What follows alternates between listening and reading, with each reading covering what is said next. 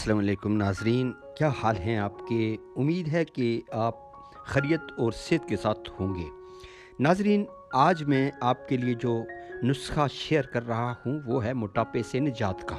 मोटापा कम करने के लिए जड़ी बूटियों से तैयार करदा कैप्सूल का नुस्खा मैं आपको आज बतलाने लगा हूँ। आपसे दरख्वास्त है कि नुस्खे को गौर से सुने या कॉपी पेंसिल पर लिख लिया करें ताकि आपको याद रहा करे। नाज़रीन, मोटापा कैसे ख़त्म करें। इंसान अगर मोटा हो जाता है तो वो खूबसूरती में जो है एक बदनुमा दाग बन जाता है। तो इसलिए मोटापा कैसे ख़त्म करें, जड़ी बूटियों के कैप्सूल से आज मैंने वज़न कम करने वाला नुस्खा आपके लिए तजवीज़ किया है, और वो भी बगैर किसी नुकसान के। तो नाज़रीन, आज की वीडियो उन तमाम हज़रात और ख़वातीन के लिए जो मोटापे से बेहद परेशान हैं।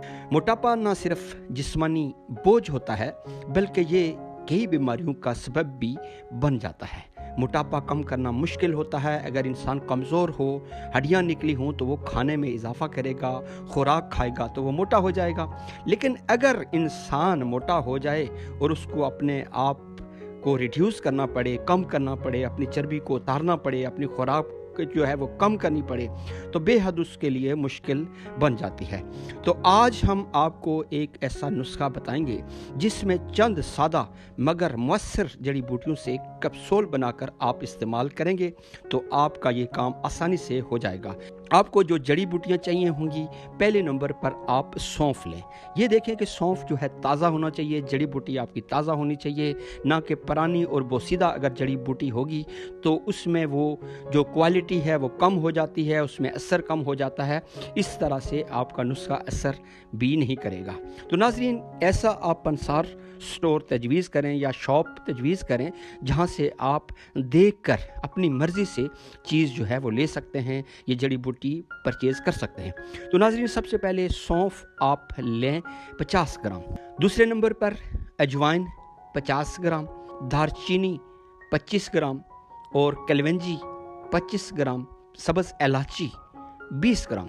चकोर के फूल आपको मिल सकते हैं तो 15 ग्राम वो भी डाल सकते हैं। अगर नहीं मिलते तो कोई बात नहीं, रहने दें, इसको स्किप कर लें। 7वें नंबर पे सत पुदीना, ये चंद कतरे आप ले लें। और ये 7 जड़ी बूटियां जो है आप क्या करेंगे, इसको किसी खरल में डालेंगे और अलग अलग इसको पीसेंगे।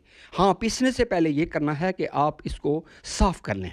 ये देखें कि इनके साथ मिट्टी तो नहीं लगी। अगर मिट्टी लगी हुई है तो वो आपकी सेहत के लिए मुज़र साबित हो सकती है।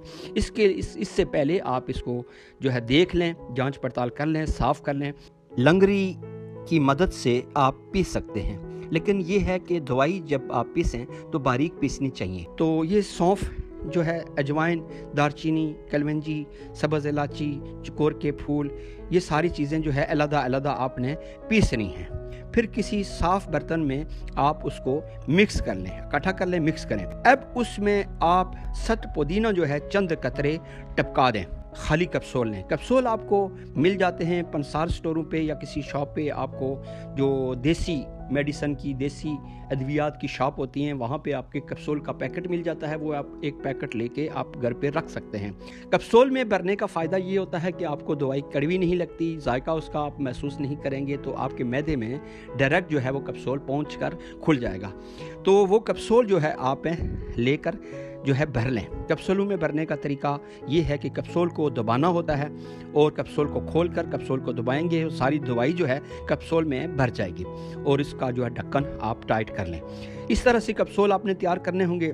इस्तेमाल का तरीका इसका ये है कि दिन में 2 बार आप ये कैप्सूल इस्तेमाल करें, यानी एक कैप्सूल सुबह नहार मुँह आपने खाना होता है और एक कैप्सूल रात खाने के 1 घंटा बाद, यानी आपका खाना जो है वो हजम हो जाएगा। उसके बाद आपने इस्तेमाल करना है।